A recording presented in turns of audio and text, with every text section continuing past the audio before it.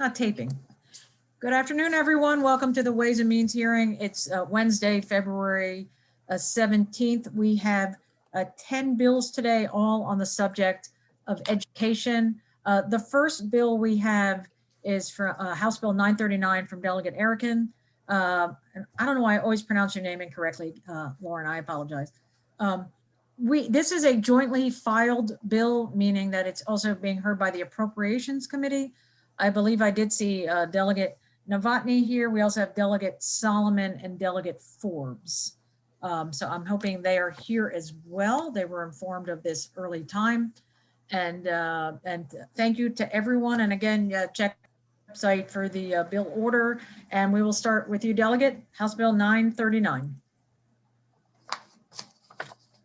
Great. Thank you so much, Madam Chair and Vice Chair Washington and all my friends on the Ways and Means Committee.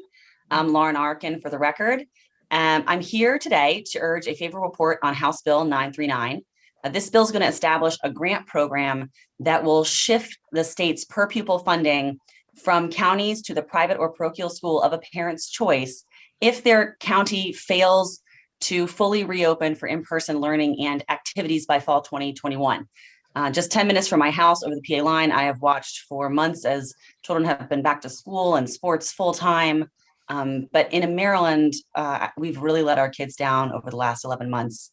I don't think that we have lived up to our constitutional mandate of providing free, appropriate public education for kids. And for many kids, virtual learning has not been learning at all.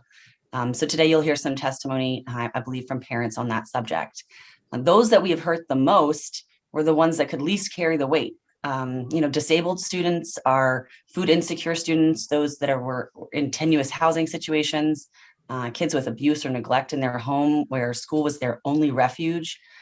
We have really let down those students over fears of our own mortality. And we really can't judge ourselves and how much we care for the most vulnerable in the good times. It's really in the bad times where we're really showing how much we really care about those students who are most vulnerable.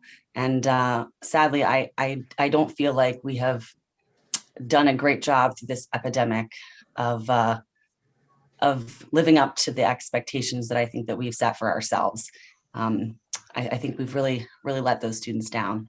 So passing HB 939 would send a really strong message to school districts that we, the Maryland General Assembly, are no longer going to allow these vulnerable students to just be left to fend for themselves, open the doors, or the parents can take the money elsewhere. So I thank you for your time today, and I urge a favorable report.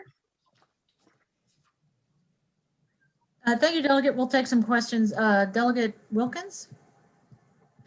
Thank you so much, Madam Chair, and thank you, Delegate Carrington, for bringing this legislation. I just wanted to make sure I understood. I can't find you, but I'll just talk to my computer. Oh, there you are.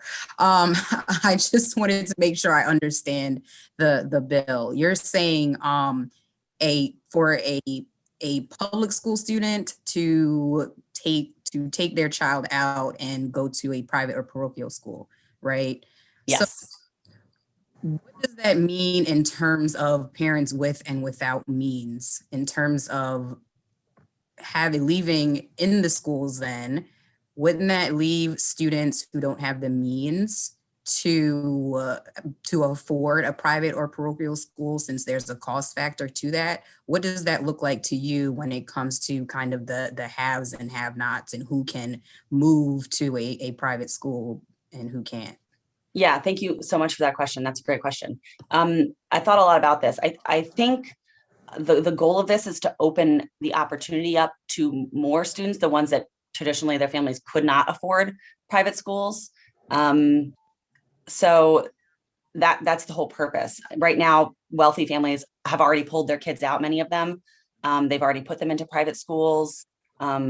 And so who has already been left behind are families that simply couldn't afford to do that. So this bill would give those families the opportunity to take their $7,000 or $8,000 of state funding and go to a school that's open. Thank you, Delegate. Delegate Wilkins, did you have a follow-up? No, I was just saying thank you. Okay, excellent. Delegate Ebersol? Thank you, Madam Chair. So it's reasonable to assume that the private schools across the state wouldn't have the capacity to handle every public school student. So I'm a little concerned. I wonder if you would address the concept of capacity and how students would be chosen. So students being chosen by private schools or chosen by the state? Well, either. I mean, not every student would be able to avail this if they wanted to. So this means that somehow there's going to be some sort of hierarchy about how students are selected by the private schools. I think they would object if the state was telling them who to take, or the state itself, I guess, if it wants to step in. Right. Okay. I think I understand your question. Yeah. So I don't anticipate. So there have been programs like this that have opened up. Sweden, for example, has a whole across the board school choice, and I think it maybe increased private school membership by like 6 or 8%. It wasn't a huge number of people that left the system. I'm anticipating that the people that would avail themselves of this are the ones who specifically have been struggling with the virtual learning platform. So that's not going to be, 50% of the students or even 20% of the students. It's going to be the people that need to get their kids out because they're just not learning the way that they're being taught right now in the public school system. We can't force private schools, obviously, to accept dictations from us, about who they should have in their schools. But I think a lot of times it's if you build it, they will come. I think private schools will see an opportunity to increase student membership. Not all private schools are maxed out. There are still private schools around the state that have some availability. So, but thank you very much for that question. Delegate Branch? Thank you, Madam Chair. My question is that how often would a person have to apply for these funds? Would it be an every year thing once they're already approved for the first year? And that's my question. Great question. Yeah, thanks. Good to virtually meet you. So they would apply one time. So 2021, if the schools are not open, are not preparing to open that, the beginning of the year, then parents would apply. The department is authorized in this bill to create an avenue for that to occur, and that it's in perpetuity until the child is either 21 or graduates from high school. That way, the child's not pulled back and forth in and out of programs and schools. That they can commit and they keep that money forever. And would that tuition be paid in full, or would it be a partial tuition? It really depends on what school I have a private school near my house that's $6,400 a year. I have a friend that goes to a private school. Their kids go for $52,000. So you can find schools that will fit into this cost bracket. It's probably about $7,000 or $8,000 per student per year. So you're not going to be going to, a $25,000 a year school. So it won't, if you choose that kind of school, then parents obviously would have to put in some money towards, making up that gap. But yeah, it's not going to cover it if you pick a really expensive school, and it might cover the full thing if you pick a less expensive school. And if there is more money available than how much the school costs, the state simply keeps that portion that they're not going to overpay, for example, if it's a cheaper tuition school. And my last question is it income-based? No, this is for every student. I wanted to capture the students, who were struggling the most, and that can only be assessed by, I think, the families. Which child is struggling the most. The parents who have been home with them, trapped for months, are the ones that are going to be best able to decide that. So that was the purpose. So this one, we do have another program that's income-based, the Boost program, which is another great program, but this one would just be for anyone who feels their child would be better served in in-person learning. Okay, thank you. Yeah, thank you. We have a few more questions. Delegate Branch. I'm sorry, Delegate Barnes. Thank you, Madam Chair. And I just had a couple of questions. I really want to piggyback off of my colleagues, Wilkins and Ebersol, because as I look at this bill and listen to you, my concern is centered around the racial biases that are attached to this. And you have stated a couple of times that the impetus of the bill is to help those kids that are struggling, that have had a hard time. But we also know that the application process to enter into some these private schools or independent schools are quite rigorous, that they don't just let anyone in. So I think, we're pegging one child against another in this incident, and most of these kids that do not have broadband or coming from the inner city are already struggling. They're dealing with living in single parent households, so they're dealing with social and economic despair. So how do you address those things to say that we should support this bill? Yeah, that's a great question, because I definitely want to make sure that the people that we're capturing are the ones that need it the most. Honestly, I thought it would be pretty organic. I mean, I feel like a lot of parents who have reached out to me, they know which kids, some of their kids, one kid's doing great in virtual and the other kid's not. So I wanted to leave it up to the parents to decide. But you're right, if there's a difficulty in parents even accessing the process, yeah, I'm open to amendments if we want to work on finding a ways that we can set things up so that if parents needed help, a helpline or something like that, access to assistance just to apply to the program. I'm hoping that what we would get from the department would be something simple and streamlined, because we already have a boost program and we can sort of base this off of. But yeah, I think that, making sure parents are physically able to actually sign their kids up for this option.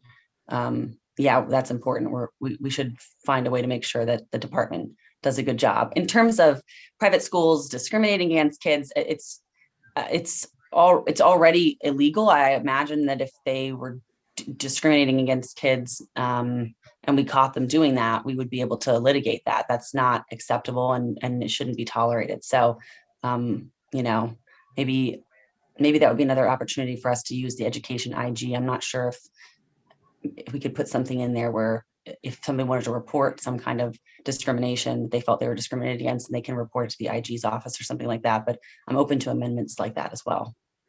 Well, we also have House Bill 155 from Delegate Wilkins about non-discrimination, so that might solve some of that. Look forward to your support. Delegate Novotny with a question. Thank you, Madam Chair. Thank you for putting in this bill. And a couple of the questions have gone around cost of private schools. And I know it runs the gamut. There's a private school around me. I think for young kids, it's about 11,000. So it might be over that. So I guess the question would be, do you know some of these private schools that actually offer need-based scholarships also, along with maybe some other scholarships in their programs? Yeah, tons of private schools offer need-based scholarships. I know I went to public school in Maryland, but my siblings went to private schools, and both of their private schools had need-based scholarships that all of the families would donate to every year to make sure that there was good diversity inside the school. So I know that many of them already do that, and this bill would not prevent someone from getting any other type of financial assistance towards their education. This would just be an opportunity for them to take their state funding and use it, in that manner. Thank you. Before I ask the next question, Delegate, second person here to testify is not fully signing her last name, and if you're able to contact her while there's another question and maybe other people chatting, Rachel, that is. Delegate Long, did you have a question? I think most of them were answered, Madam Chair. The only thing I was going to comment that my wife works at a school that they do give different scholarships out to help. These are kids from the inner city. I think their tuition is $6,000 a year. And I was just going to add that. Yeah, there are definitely schools that are available right now. Yes. Isn't that so? I agree. Are there any additional questions for the delegate? Thanks for keeping in check. There are 8 people signed up to testify, so just remind people who may still have some questions. We first have Amy Adams. And to everyone testifying today, not just Ms. Adams, but to everyone, note the 3-minute timer, and I will ask you to wrap up with 10 seconds remaining. Ms. Adams. Good afternoon. Thank you, Madam Chairwoman, Vice Chair, and committee members. Thanks for allowing me to testify today. I am a parent of 3 Baltimore County public school students who have been participating in virtual learning since March 13th, 2020. I'm also a co-founder of the new Baltimore County Parent Student Coalition. Despite acceptable metrics for almost 2 months in the fall, federal, state, and local government and CDC recommendations in late summer to open schools, data from schools around our county, state, and country showing how to safely open schools, and despite over $60 million in counting in aid and over 10 months to prepare schools, BCPS has remained virtual. With the release of the newest CDC guidelines, not mandates, it seems unlikely that public schools will be willing to open for more than a hybrid anytime soon. My 3 children are in phase 4 of the return to school plan with 85,000 other students and will not return until April 6th. My children will have the opportunity for 24 in-person school days total for this academic school year. That is woefully inadequate.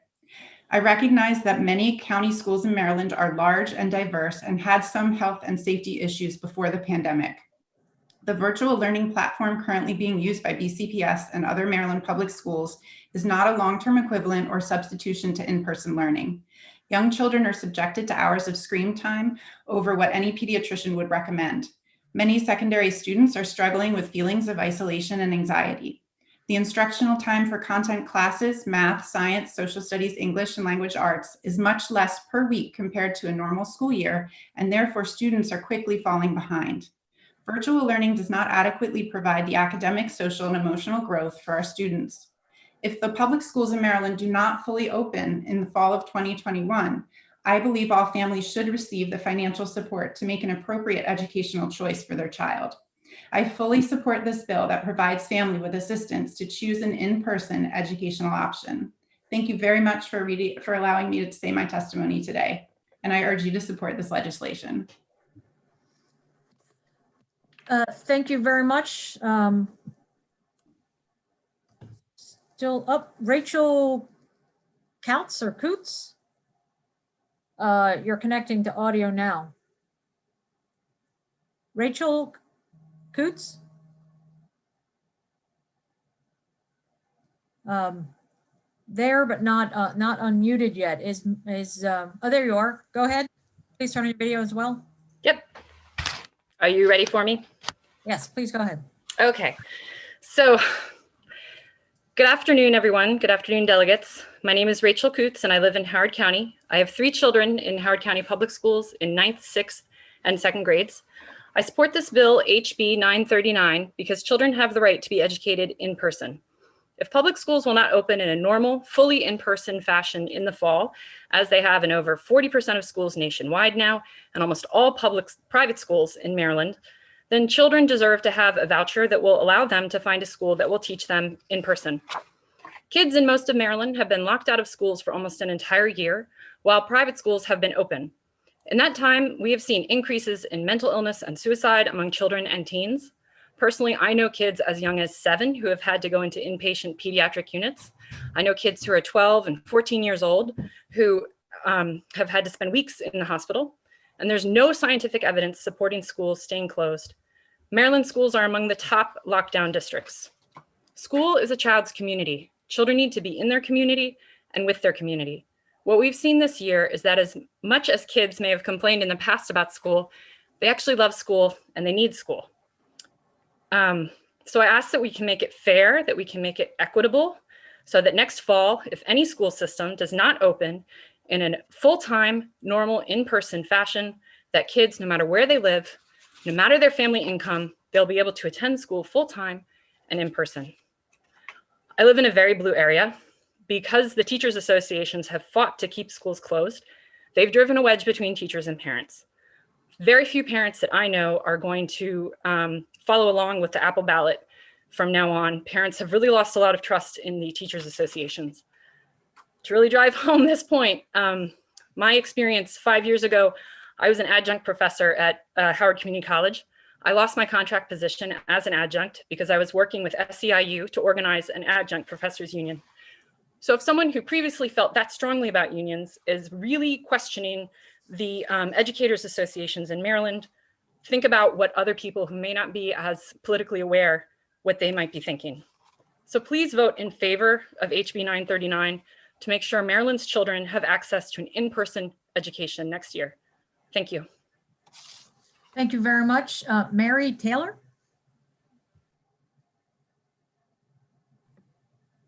Hi, good afternoon. Can you hear me? Yes. Thank you. Good afternoon, Madam Chair Kaiser, Vice Chair Washington, and members of the Ways and Means Committee. My name is Mary Taylor, and I live in District 7 of Baltimore County, and I'm a registered voter. I submitted written testimony in support of HB 0939 that reflects my own personal situation and educational needs for my granddaughter. However, I come here today to represent the Baltimore County Parent and Student Coalition, also known as Reopen Baltimore County Public Schools. Out of necessity and desperation, our group formed and has continued to grow during the last 11 months. We are parents, students, teachers, and Baltimore County residents. We are 2,900 members strong, and we are all registered voters. The goal of our group is to support one another, share helpful information, and work towards a safe reopening for our schools. Students are struggling with academic, social, and emotional problems due to or exacerbated by the virtual-only platform.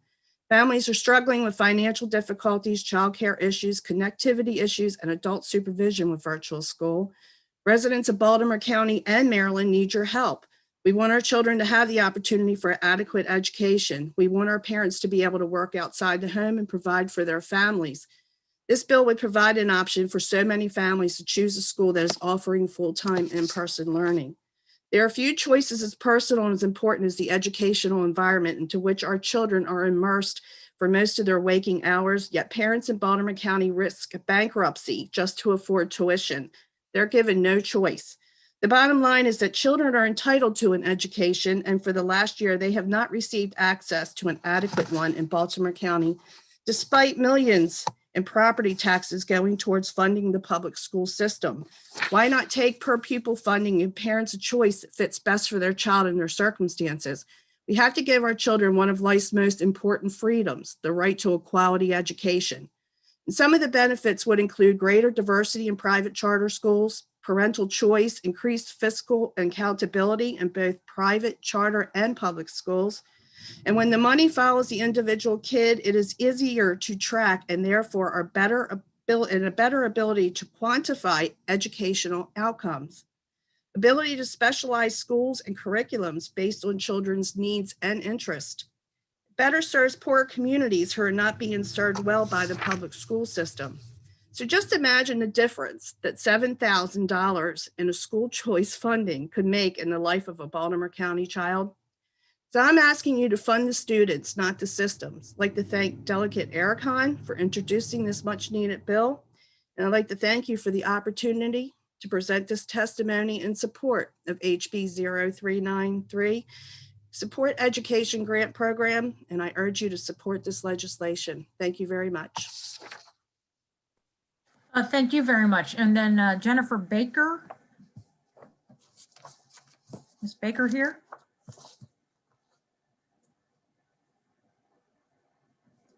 I don't see her. Next, we have Suzanne Ryder.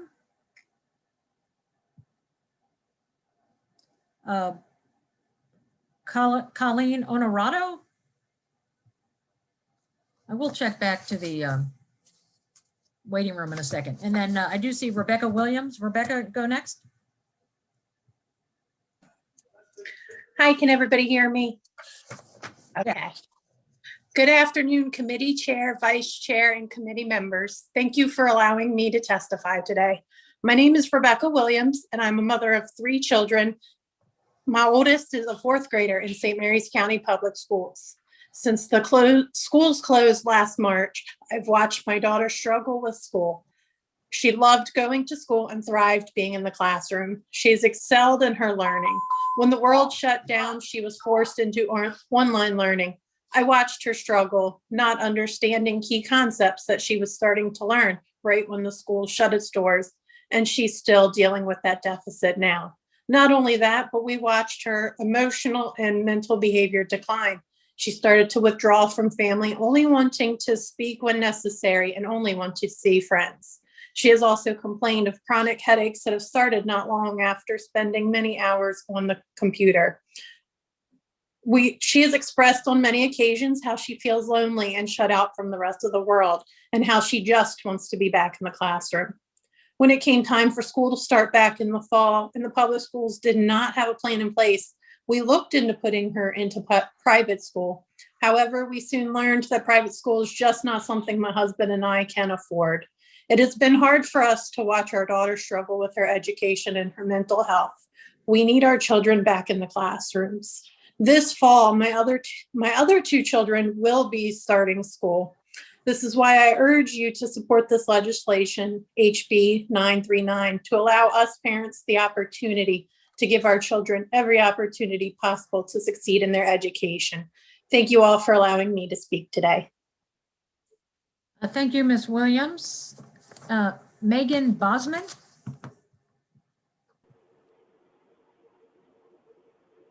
Yes, hello. I'm just connecting to my audio and video. Oh, there I am. Excellent. Can you hear me? Yes. Okay. Thank you so much for the opportunity to testify in favor of House Bill 939. I really appreciate it. Again, I'm Megan Bozman. I've been a resident of Baltimore County since 2003. I am the mom of a daughter in the 4th grade and a son in the 7th grade. They've been in public school since kindergarten. I myself graduated from a public school in public schools K through 12 in Pennsylvania, and I have been in favor of them, but virtual school just doesn't work. Like Amy and Mary, I'm a member of the Baltimore County Parent Student Coalition, and thank you especially to Amy for giving the stats about the fact that based on community transmission, our kids ought to have been in school in September and October in Baltimore County, and still they weren't. Virtual school isn't working. It may work for some kids. It may be less detrimental for some, but overall, it is not adequate. We can't have PE. We can't do music education. The kids need to connect with other kids. First and foremost, virtual school not working. And secondly, we've seen that in-person schooling can work. We see it in Europe. We've seen it in private schools. We see it in other counties throughout the United States. Third, the state is obligated to provide an education for our children. And if they're failing to do so, and I don't think they're going to refund our property taxes, then we ought to be able to take those funds and get our children that education where we can. So again, thank you for the opportunity to testify. Virtual school overall hasn't been working. We've seen increases in suicides, obesity, anxiety. We see children failing nationwide. We know it's not an adequate substitute. We see that it can be done safely. So if our county schools won't enable us the opportunity to send our kids, then I urge you to support House Bill 939 so that we could take the money we're paying and get the education that we need elsewhere. Thank you very much, Ms. Bozman. You all took primarily far less than the time limit. Thank you for that as well. I still don't see Ms. Baker or Ms. Ryder, so we'll take questions for this group if anyone has any questions. I guess they had all the questions for the delegate. Seeing no other questions at this point, thank you, everyone. Thank you for coming today. We are done with the hearing on House Bill 939. Next, we have Delegate Bhandari, House Bill 914. Good afternoon, Chair Kaiser, Vice Chair Washington, and honorable members of the Ways and Means Committee. For the record, Delegate Bhandari on behalf of HB 914, Education, Home and Hospital Teaching Program for Students, report to study the Home and Hospital Teaching Program for students. This bill would create a group to study the Home and Hospital Teaching Program here in our state and determine if enough is being done to reintegrate the student back into traditional schools. The Home and Hospital Program is an educational service for students who have medical, physical, or disciplinary challenges. When students are experiencing a physical or emotional condition that make it impossible for them to attend school, this program lets them continue their education at home or in a hospital setting or through virtually or home visit.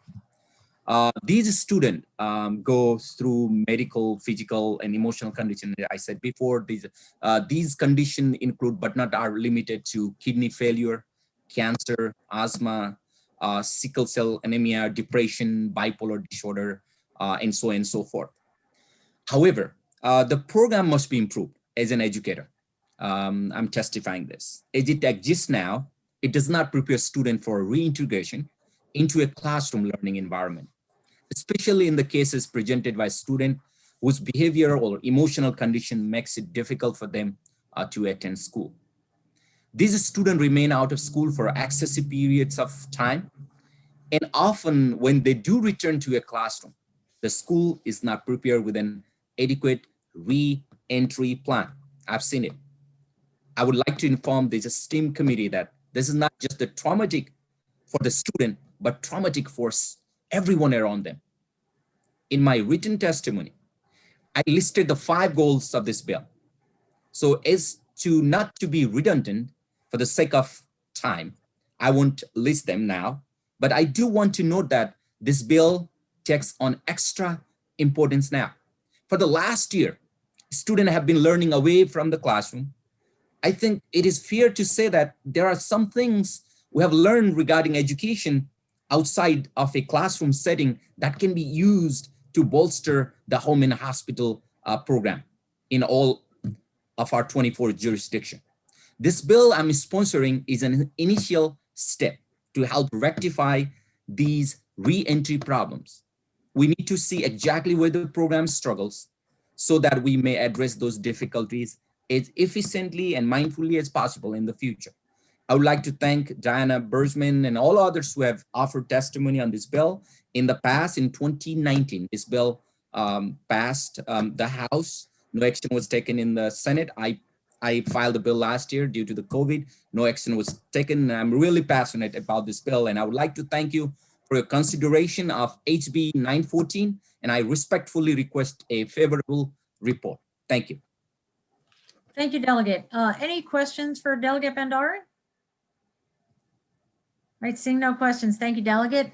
We'll take testimony from 2 people. We'll start with Diana Bergman. Good afternoon, Ways and Means Committee, and here we are back again asking you please for favorable support and report for a home and hospital teaching report. So you know how they say you got to strike when the iron is hot? This is what I'm doing today, okay? This is very important. Home and Hospital is this unique program in all 24 jurisdictions for students that have physical challenges or emotionally unavailable to attend traditional school. Now, what's interesting is people have talked about in all 24 jurisdictions how to reopen and transition back to school. They actually, in Baltimore County, left out the home and hospital program. We used to have tutors come into the home or hospital and create that, especially for a child that was emotionally unavailable, create that relationship to get them emotionally available to learn. And during COVID, we kind of left them out of the process. They're not in the phases of phasing in for in-person instruction. However, what's very amazing about home and hospital teaching in Baltimore County is that they went ahead and made use of what they had. So they've been doing home and hospital now virtually, just like everybody else. But what's really interesting is from every single department that we have in education, this is our most vulnerable population of students we educate. And they were able to transition just fine into this environment. And I don't think a lot of people realize that they're not part of the conversation for reopening, but they spend a great deal of helping students transition back into the classroom. And I think it's been like a hidden gem in Maryland. So what I'm asking for is the data to support, because I've always said since 2018, 2019, 2020, I've been saying, we don't know if we do home and hospital in Baltimore County the same way we do home and hospital in PG County, or the same way we do home and hospital in Garrett County or Carrick County, or any of the other 24 jurisdictions that we have here in Maryland. So we need that data. We need to make sure that we're providing adequate tools and support. And let me tell you, right now, the increase of students that are not emotionally available to learn has gone up tremendously, absolutely tremendously. And we've been able to balance. Actually, the virtual experience has been manageable. but we need to make sure that they have the adequate supports and needs moving forward, because we are going to have a lot of children, even if they're physically back in our buildings, are going to have a hard time dealing with that emotional component. So I'm asking you, please, Ways and Means, let's move forward. I'll come back next year again, but let's move forward. I think is the time now to get the data that we need and benefit from this program. Thank you very much. And if you have questions, I'm here. Thank you, Ms. Bergman. Diana Phillip. Good afternoon, Chair Kaiser and members of the Ways and Means Committee. Diana Phillip, Executive Director, NARAD Pro-Choice Maryland, in support of House Bill 914. We also testified in support on this bill in the past. We're not saying that every pregnant and parenting student is going to want to access the home and hospital teaching program, but the ones who've had complicated pregnancies or an adverse result or more negative effects that happen in labor and delivery may need more time than the excused absence policy that was passed in 2017, which was at least 10 days of excused absence. So for those who have experienced a stillbirth, for those who have experienced a preterm birth in which they have to be in the neonatal infant care unit, the NICU unit in the hospital more than at school, want to remind you of the fact that in the state of Maryland, we ban licensed child care centers to bring in infants 6 weeks or younger. And so if it's an infant born with some special medical needs, the parent's going to have to be home or at least taking care of that infant until they're ready to go back to school. And so we want to make sure that the home hospital teaching program is strong enough in order to support these youth, because they want to make sure that they get their high school diplomas. They want to make sure they have good economic security. So again, I'm not saying that all of them are going to want to use the program, but for the few that will, it's because the circumstances out of their control, because something has gone wrong or there weren't enough supports for them to help the healthy pregnancy that they wanted. So we are here in support of House Bill 914. I have heard from my previous college interns who, as high school students, middle school students in Maryland schools, that when they did access the home hospitals teaching program, for whatever reason, I remember telling my interns about it this year and a couple of years ago, and they said, you know, I remember getting instructors that didn't understand the subject. And it would be really great if somebody could do more about having adequate funding and support for the instructors for this to be a successful program. Thank you, and we urge a favorable report. Thank you, Ms. Phillip. Do we have any questions for either Ms. Bergman or Ms. Phillip? Thank you both. Seeing no questions, thank you both very much for coming in today. We'll move on to the next bill. And on this one, we have Delegate Ampry. House Bill 9. Yes, thank you so much, Madam Chair, and my colleagues of the Ways and Means Committee. For the record, my name is Delegate Marlon Ampry, speaking on behalf of House Bill 916, the Financial Literacy for All Act. I first want to thank you all for all your hard work on improving the access for financial education for students here in Maryland. My work on this bill does not start from the basement or floor. It actually starts on a solid foundation. So my goal here with this bill is just to ensure that we have an opportunity for there to be more equity and for students to have access to a financial education. This is as much a equity bill as it is an education bill. And honestly, when we think about financial education or financial literacy, people always, immediately think to the individuals who come on your YouTube screen and telling you how you can turn $100 into even more money, or if you want to figure out how much GameStop stock I should buy now and sell by Friday. But that's not what financial education is all about. We know that financial education also goes into the thinking about how many students we have, or former students that we have, that are currently in serious amounts of debt because of the lack of education that they received in their elementary, middle, and high school years. I think about, honestly, the members of my district who are suffering because, as we all have learned over time, and as this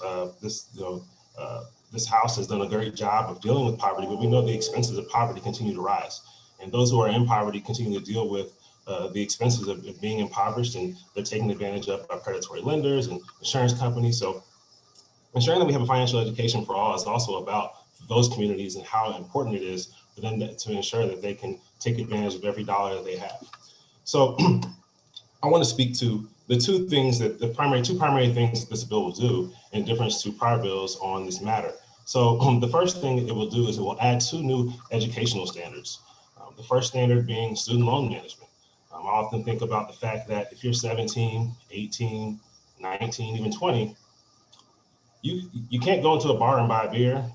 You can't go into a liquor store and get a bottle. But you know what you can do? You can sit down with a piece of paper and you can take on debt that can change your life, that can go into your 20s. And as I'm learning, it's probably gonna go into my 40s and 50s. But at the end of the day, we are, I think that we are doing children a disservice if we are not incorporating the understanding of how to take on student debt, thinking about the impacts of student debt within their education. So the first thing that this bill will do is add that standard. And then the second standard that they will also be adding would be to the students know how to prepare and file their taxes. I think it's an important thing that students know how to do this. Unfortunately, due to the pandemic, a lot of students have walked away from the classroom here in Baltimore City and are now working full-time jobs. And this is going to be the first time where they're going to have to fill out tax documents as a full-time worker. And I think it's important that we are able to prepare students to be able to understand how taxes are prepared and how to file them and so forth. So those two standards would be added as part of this bill. The second part of this bill is, and this is where the equity part comes in, is that we're asking MSDE to create an online program and curriculum that every district can access and use as the basis of their financial literacy and education coursework. So what this website or course would look like is districts that already have a graduation requirement, education, financial education system within their district. They don't have to join in and use this online program, but they could use pieces of the online program as a tool as part of their education. And then districts can also then do the same thing. They can pick and choose which parts of the portal or curriculum that they want to use to infuse into the standards that we already have. The other option that this online curriculum would give, and this will really help some of the schools that are struggling to provide a full and in-depth curriculum, is that this online portal would then allow for MSDE and for districts to take on this online portal, and they could use it as the entire coursework that they could then give credits for if the students are able to complete it and they want to make it a requirement. This curriculum would not be mandated. It would not be a requirement. I envision and see that if districts are able to use it, then students will be able to, if they take the full entire course, they will be able to receive credit for it.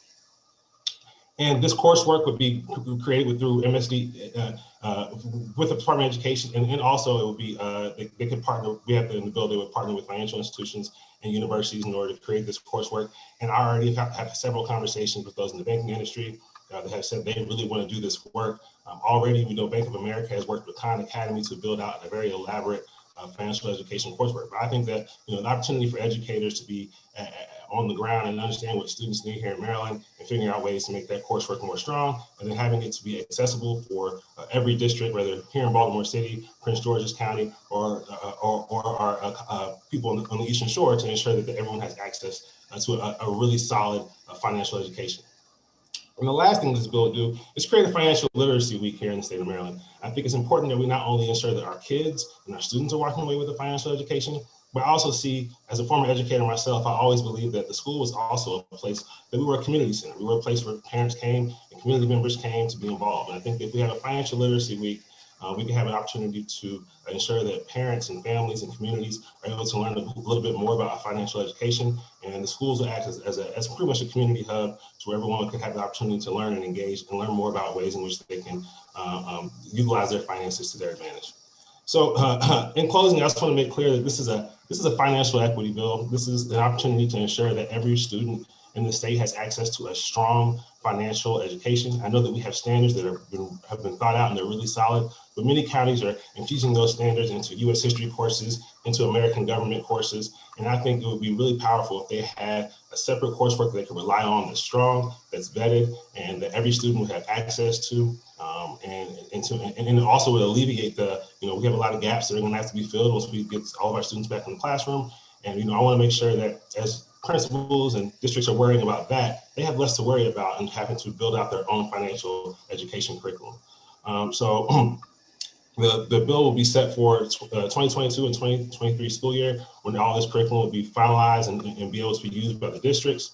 I really hope that we can see this through. I think that honestly, it's important that we have this for all of our students. And I just want to make clear, this bill is not a mandate. Previously it was, but as we've amended it, it is no longer a mandate. It is no longer, we are no longer saying with this bill that you are required to do educational, provide financial education in your schools as a requirement for graduation or promotion. We're just saying that if you want to do that, this online coursework would give you the ability to do it entirely. Today you'll hear from some witnesses that will describe in more detail their experiences with gaining a financial education and how they work through it. I'm proud to say one of my former students will actually be testifying as well. And thank you so much for your time today. And I ask the committee for a favorable report on House Bill 916. Thank you so much. Are there questions for Delegate Amprey? Delegate Amprey, we have questions from Delegate Ivey, Delegate Patterson, Wilkins, Feldmark, Branch, Shoemaker, Barnes, Lukey, and Ebersole. So if you're ready to sit back and get a proper Ways and Means welcome, we'll start with those questions. All right, this is I'm looking forward to it. All right. Anyway, Delegate Amprey, just joke. They all had their hands up just because if we were in the room, you'd see all the hands up around the room. So everyone's just welcoming for your first hearing to Ways and Means. Oh, thank you so much. Thank you. Yes, no questions at all, it seems. Okay. I'm sitting here like, okay, I'm ready for these questions. I was ready. You can't tell I wasn't ready. The other thing is that my dog is about to bark right now. So I'm like, oh God, let me not have her bark. All right. But thank you so much. Now this is my first hearing. Yeah, all right. Yeah. Oh, nice. now there really is a question. Okay, Delegate Ebersole? Delegate Amprey, and welcome, by the way. I thought you should get a real question. You mentioned amendments, and I got a sense of them. Could you just be a little more detailed about what you think might change in this bill with them? I'm sorry. I'm sorry. You broke up a little bit at the top of your question. Sorry. You mentioned that you thought you would like to have this bill amended. So what I've described is the amended version of the bill. So what I described in full today was the amended version of the bill. The only other amendments that would possibly come is that I'm in conversations with school districts and that they still see this as a mandate. So I want to make sure that eventually I probably would tighten up the language to ensure that there is no mandate on districts to, if the students were to complete the coursework, that they have to give them credit. I probably would change that. I want to give, I've had great conversations with Dr. Santelises as a former educator myself, still have a lot of conversation with teachers and principals across Baltimore. And, the thing is, we want to give, schools the autonomy to decide what's best for their children. They know their children, they know the community's best. I'm just, the goal of this is just to give them a tool. Like I see this as a really solid tool that we can use to ensure that our students are getting the best education and finances possible. Because right now it's really hard for a teacher, I'm thinking about my time in the classroom as if you're a math educator and you're coming into, trying to ensure that you're ready for the big test day, or you're making sure your kids have everything they need to know on the basis of the foundation. It's hard to weave in some standards that are not required as part of testing. So it can be hard sometimes. So my goal is just to alleviate that pressure and difficulty on some of these districts that have higher. I'm sorry, maybe I didn't maybe say my question clearly. Is the one that's in front of us on the site, is that the current version edit already amended, or do you have amendments to offer? You should have the most recent version, and my team emailed that out. So I'm not sure if you have the most recent. Emailed. Okay, I'm looking on the website. The legislative website. We'll make sure you have the fully amended version. What I described today was fully amended. It's been amended. I will make sure you have the fully amended version before you go into your subcommittee meetings for sure. Did I hear you say you're a math teacher? I was a math teacher for 2 years here in West Baltimore. Rock on. Okay, good news. You have my support. The math teachers are geeking out together. All right. Thank you, Delegate Ebersole, for a real question for Delegate Amprey. All right. Again, welcome, Delegate Amprey. Mr. Carrington, first person to testify.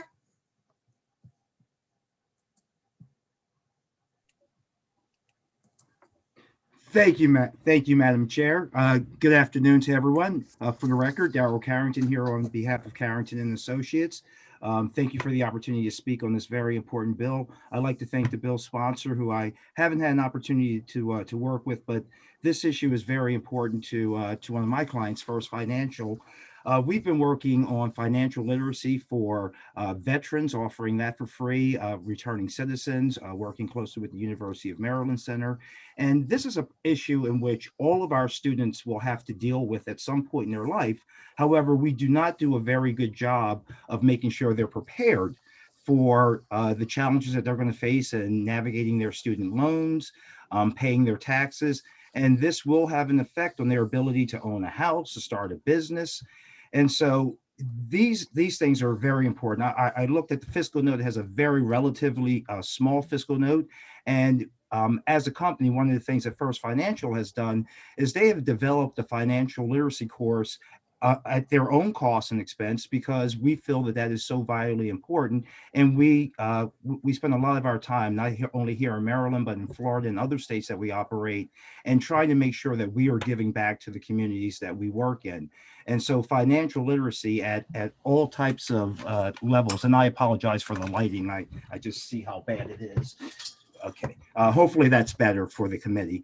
Thank you very much. And also, I would like to say, if I could, is to thank the delegates from Prince George's County. I see Delegate Darrell Barnes and Delegate Julian Ivey. I have been talking with them and working with them over the years on some of these very important issues. Also working with low-income audiences, not only with our schools, but also with our citizens. And something else that the delegate said as he was presenting that I thought is very important, and one of the things that we work on, especially with returning citizens, is to work with the entire family. So if we're working with our students, we should also make sure that we make resources and tools available for their families so that they can have these conversations about their financial futures, and they don't start off on a wrong footing that, again, that will lead them to problems in terms of not only securing credit in the future, but it can also affect employment opportunities. So I won't take up any more of your time. I thank you very much for your attention to this. And I also have to remark that I enjoy greatly the little hazing that you do. Delegate Wilkins and I had an opportunity to work together on her first bill. And so she got to see it from the other side. So again, great to get to see all of you today. And I asked you for a favorable report as amended on this great bill. Thank you, Mr. Carrington. Shemar Powell?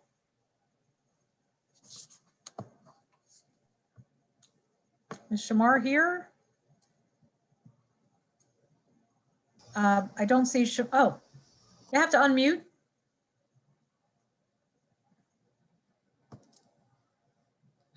While you're waiting, is Donovan Hatcher there? I do see Celicia Butler. Ms. Butler? Yes, I'm here. One sec. Yeah, hello. Yeah, I'm Celicia Butler, and I'm in support of the House Bill 916 for financial literacy curriculum in middle and high schools. I have been working with the financial services industry for the past 20 years. I was managing at a credit union, and I'm currently a financial representative with Northwestern Mutual. And over the years, I have experienced individuals really at all different life stages, whether it be, recent graduates from high school to professionals who have been in the workforce for 10, 20, 30 years, even those close to retirement. And one thing that I've actually experienced with all of those groups is there are some opportunities when it comes to financial literacy. I've experienced, individuals just really having gaps just in terms of, knowing how to save, understanding the vehicles that are available to save, understanding how to build and maintain their credit, managing a checking account, really basic, and how to avoid overdrafts, understanding good debt versus bad debt. And a lot of times when they show up for help, they've already gotten in so deep that it's really going to take a really long time and some really hard work and commitment to get out of it. And, there's no particular characteristic that's been common in these individuals. I've worked with some really smart, educated people, and yet these issues that I just named have been issues that they face as it pertains to just financial literacy and management. So I think that having this as a part of the curriculum in schools would be highly valuable, so that people can really step into adulthood being equipped and armed to at least set themselves up for success financially and be able to achieve the goals that we all want to accomplish, in terms of home, savings, retirement, planning, all of those things. So I'm 100% an advocate for this and think that it would be very valuable. Thank you, Ms. Butler. We now go back to Shemar Powell. Yes, can you guys hear me? We can hear you, but we can't see you.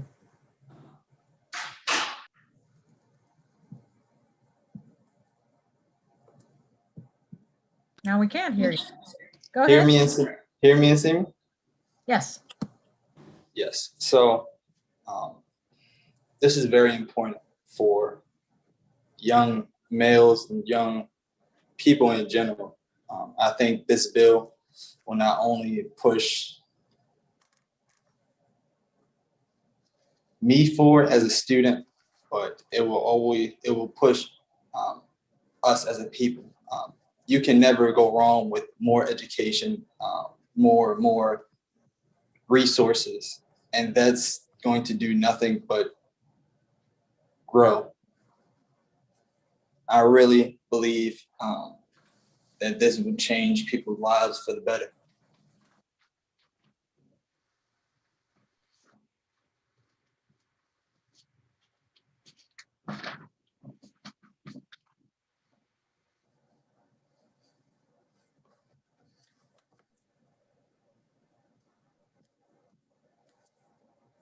I don't know if it's just me, Mr. Powell, but I can't hear you at all. Can you guys hear me? Now I can, yeah. I was saying that this bill, I believe, will push people forward. You can never go wrong with more education, more resources. And that's something that a lot of people lack. And giving that will give them opportunities that is really unimaginable because it's never been correctly given. And doing something like this will give these people the opportunities that they not only deserve, but that they need. I'm 100% behind this. Thank you. Thank you so much. I still don't see Donovan Hatcher, so I will ask members if you have any questions for Mr. Carrington, Mr. Powell, or Ms. Butler. All right, seeing no questions, thank you all very much. Thank you for testifying today. We're done with the hearing on House Bill 916. We're going to move on to House Bill 1128. Delegate Beitzel. Madam Chair Kaiser, members and Vice Chair Washington, and members of the committee. You want me to go ahead? Yes. Okay. Can you hear me all right? We can. Okay, great. For the record, I'm Delegate Wendell Beitzel. I'm here to present House Bill 1128. This is a local bill only for Garrett County. It deals with the Garrett County Public School System, and it's pertaining to virtual education days. In Garrett County, as you may know, we have a lot of snow. I could give you a picture of what it looked like in my house over the weekend, but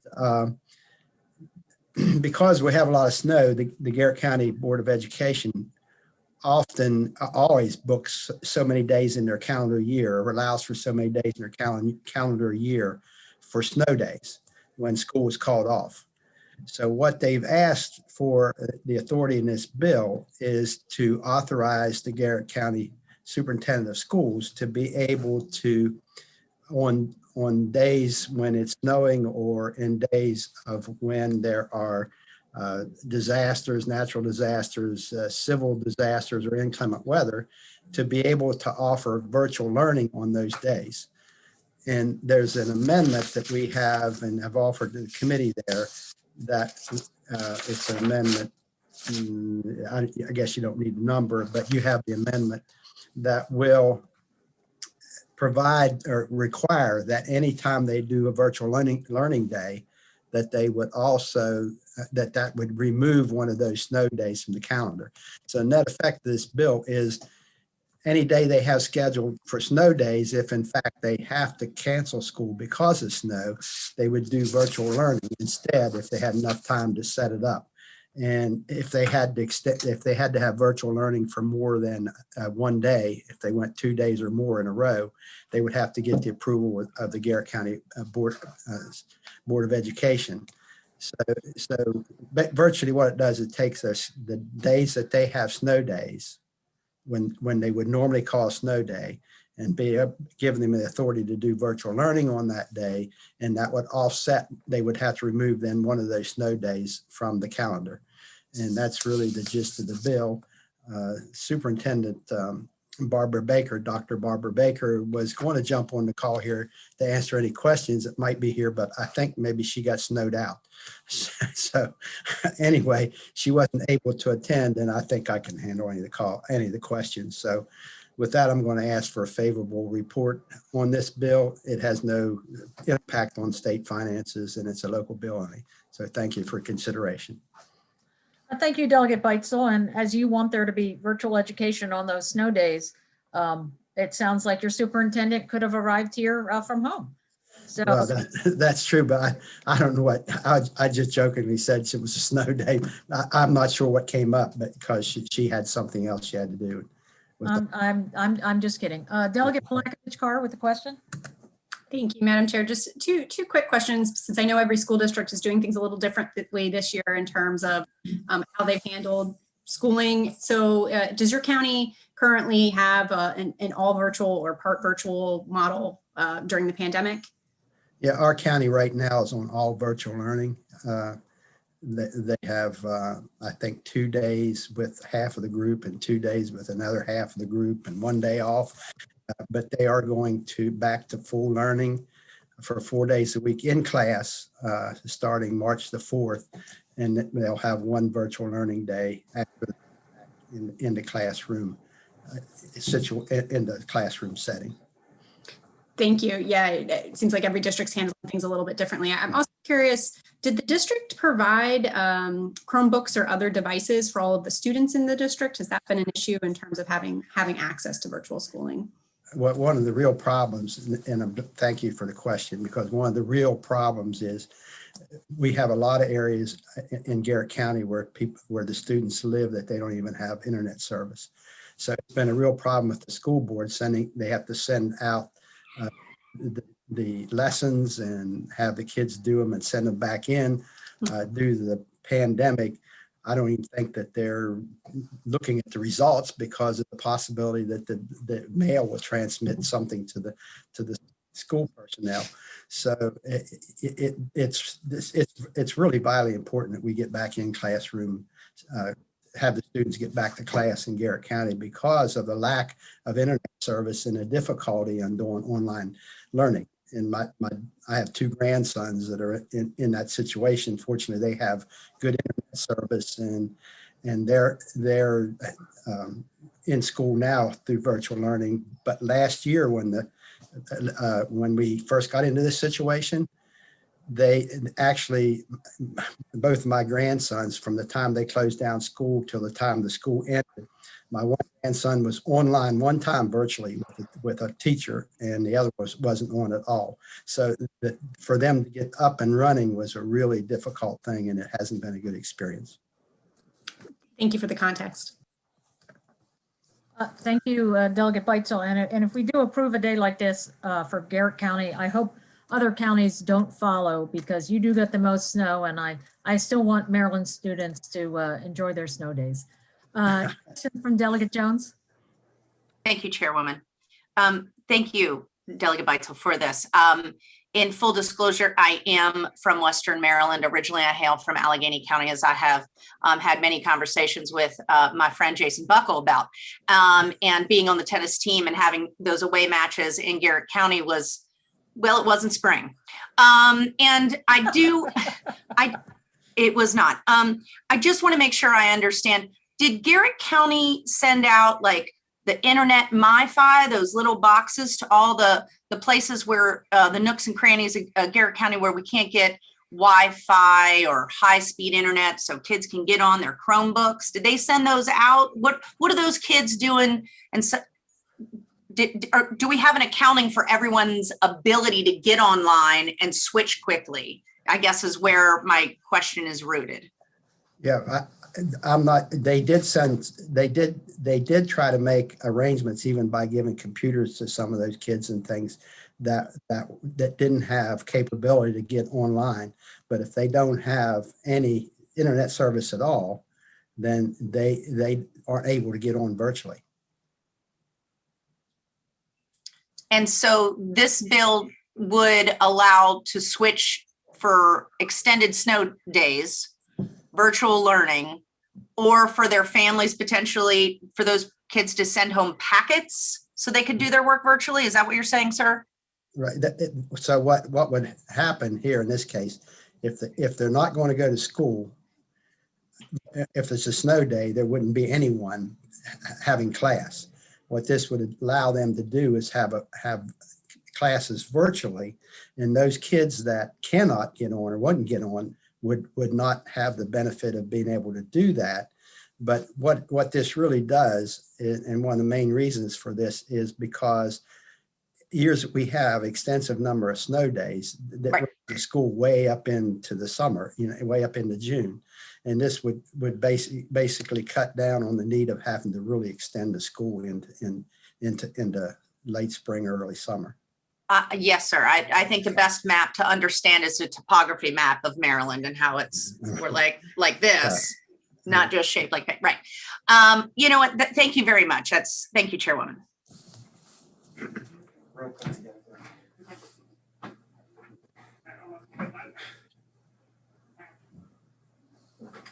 I'm sorry, Delegate Eversole, do you have a question? Yes, I do. Thank you, Madam Chair. So you're talking, I even heard, although you didn't mention, I heard one of the delegates mention sending what might be called colloquially blizzard bags for kids. Also, teachers having to pivot. So my question is, has there been any discussion with those representing the teachers about the added preparation that might be necessary to be ready on virtually any day to switch over to virtual learning? So I just want to know if they've been included in this conversation. Yeah, there's a provision in the bill, if you read the bill itself, that the superintendent of schools is required to notify the principals as soon as possible.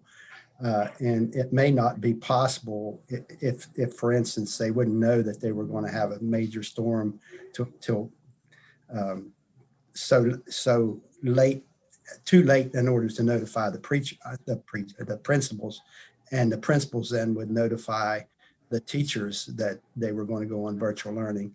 And now that they have virtual learning, the teachers have had some experience now doing this because they're in total virtual learning right now. I will comment that it's a completely different kind of preparation. So it would Yeah. We hear teachers re-prepare for a class. Yeah. Thank you. Mm-hmm. Thank you, Delegate Eversole. Thank you, Delegate Beitzel. Seeing no other questions, and again, this local bill sponsor only, we're done with the hearing on House Bill 1128. We will move on to House Bill 1157. Delegate Cham. Good afternoon, Chairman Kaiser and Vice Chairman Washington and members of the Ways and Means Committee. Thank you for having me on this afternoon to present my second bill. I just finished my first bill 15 minutes ago. So I'm Delegate Brenda Cham. It is an honor to speak with you today regarding my Bill 1157, Maryland High School Diploma Civics Test Requirement. Have you ever watched the television shows where the news reporter walks around the street of your city and asks people random, simple civics and history questions?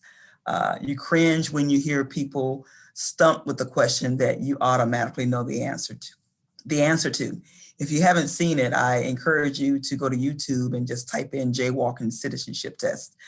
You may or may not be surprised with the responses that you hear from these people that Jay Leno stopped on the street to answer some of America's civics questions.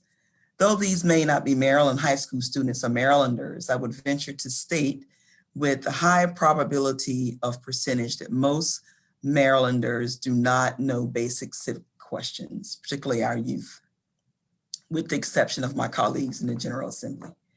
In fact, I asked 7 of my daughter's high school friends 10 questions, each from the US citizenship test. 8 students scored over 50% or less, and 2 students scored 100%. These 2 students were the children of immigrant parents. Civics is about knowing your duties as a citizen, what you can do and cannot do as a citizen. Students who will eventually become productive citizens in their communities need to have the skills and knowledge to successfully participate in public life. Civics involves knowing about your rights as a citizen, how many US senators there are, how many senators that are represented per state, what is the Supreme Court law on the land, etc. To know this information and more makes for a well-informed citizen. According to the U.S. Department of Education, the lack of civic knowledge and engagement is a serious problem today.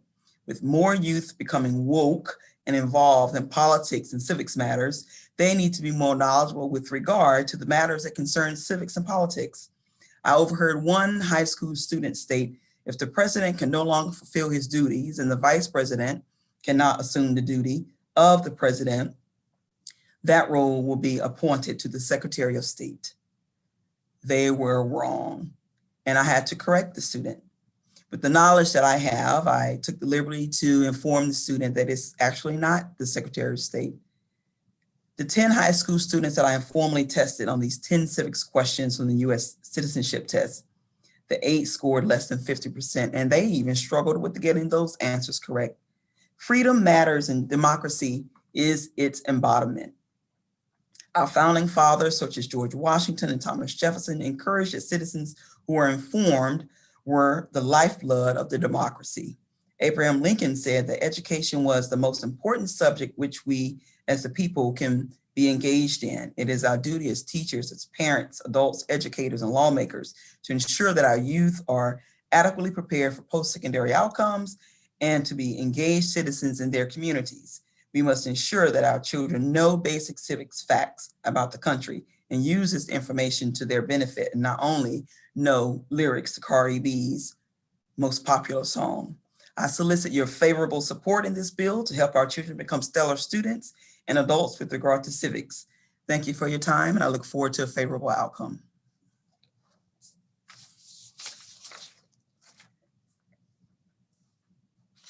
I think you're muted. Chairwoman, you're muted. Damn it, missed the joke. Thank you, Delegate. Again, Delegate Cham, you have 6 people waiting to ask you questions.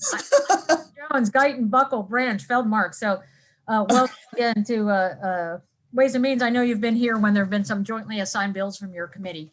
Yes. I do have a quick question for you. If you were to send this quiz to everyone in this committee, would you then publicize the results, please? Oh, I don't think I want to embarrass my colleagues like that.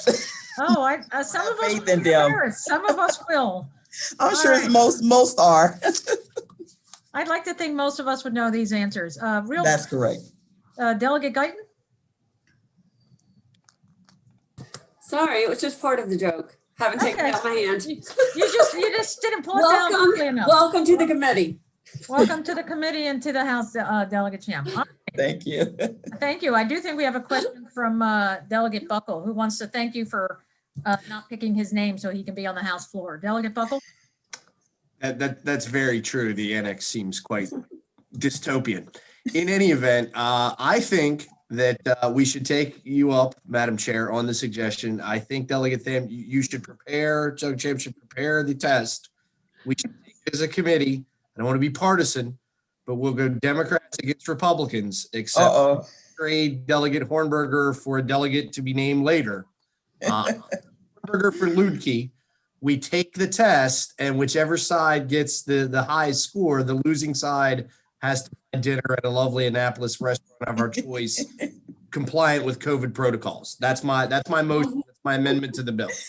Well, I would like to just come back, Delegate Buckle, with saying, with Delegate Cham's question, I can name the 18 positions in order of that presidential succession that Delegate Cham was referencing. Okay, so you're going to do pretty well, Impressive. but overall, as long as we can trade Hornberger for Ludke, I think we're okay. You're probably right with that trade. Are there any other questions for Delegate Cham? If not, thank you so much, Delegate. Thank you for staying with us today. Absolutely. Have a great day. You too. Next, we have Delegate Turner. There you are, Delegate Turner. Welcome back to Ways and Means. We're on House Bill 1271.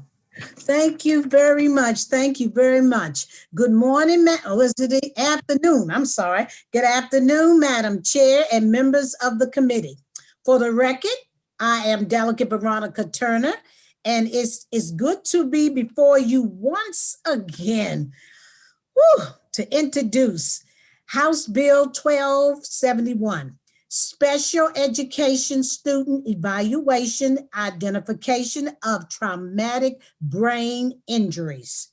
This bill is simply required that the Maryland State Board of Education to add to the list of required questions that are asked during the initial evaluation of a student to determine whether the student is indeed a special education service, including questions regarding students' history of the brain injury, neurologically insult.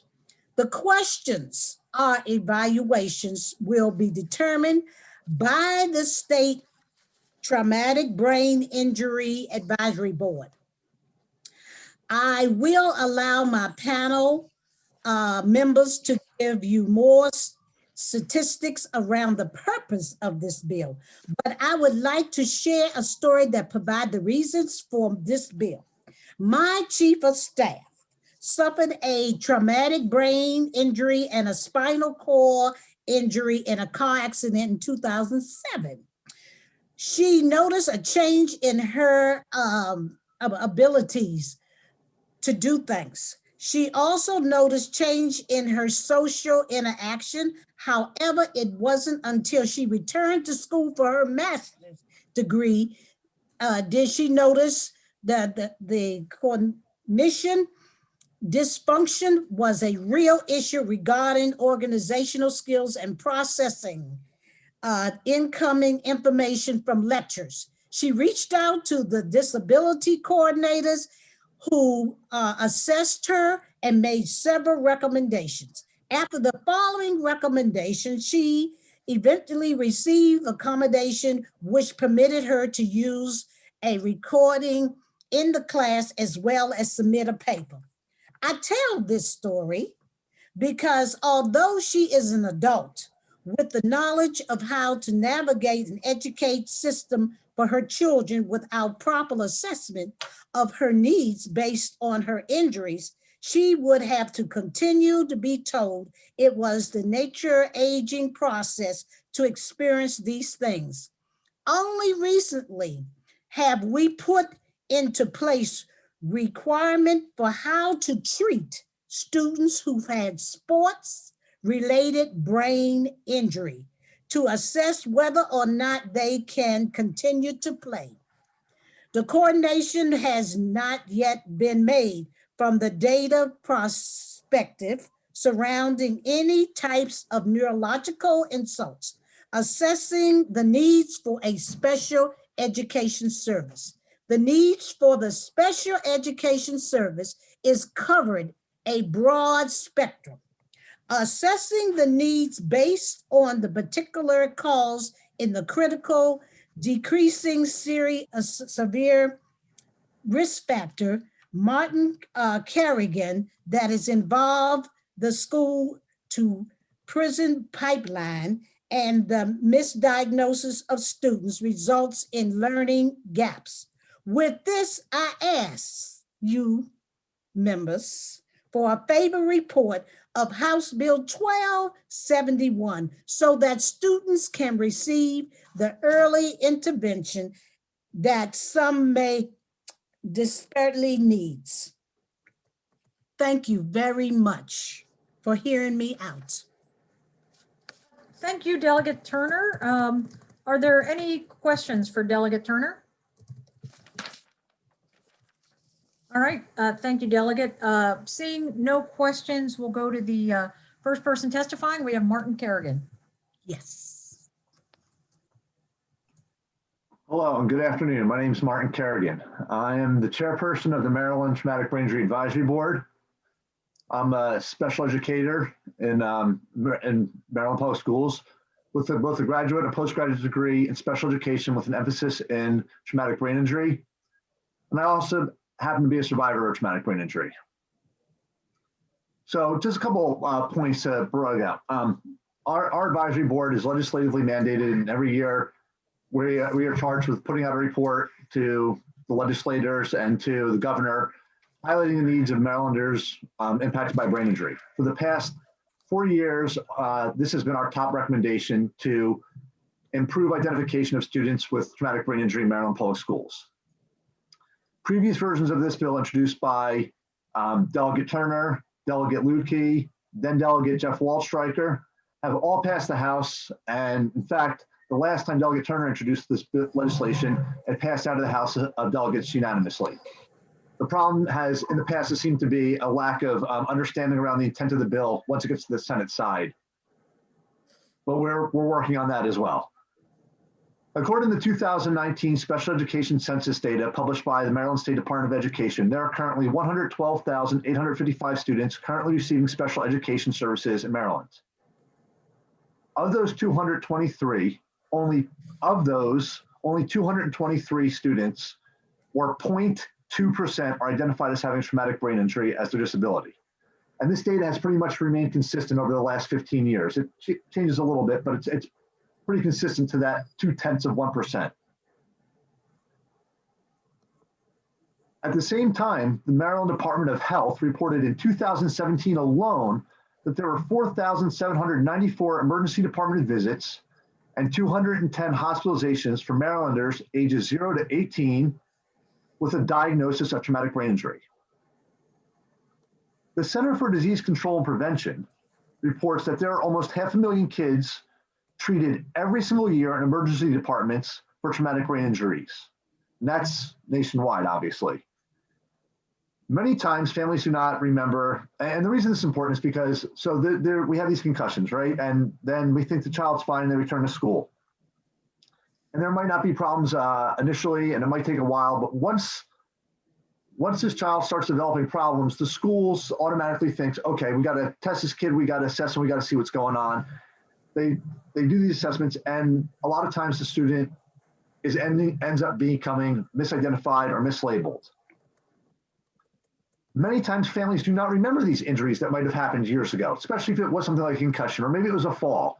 Maybe the child even went to the pediatrician or the urgent care and they said, you know what, watch your child for a couple of days, they may have a headache, and then after that, they'll be fine. And a lot of times that is what happens. Mr. Kerrigan, your 3 minutes have gone past. Okay, I was not aware of that, I'm sorry. Just to cover up real quick. Just your last sentence, please. Do you support the bill? Yes. Okay, and I know that we probably have your written test, or you can always send written as well. We next have Danielle Plotz. Hi, thank you guys for allowing me to come speak today. So a brief background about myself. I'm a board certified clinical neuropsychologist and have worked for the last 5 years in the state of Maryland at Kennedy Krieger Institute's Specialized Transition Program, which is a day rehabilitation program that includes providing care to children and adolescents who have sustained a traumatic brain injury.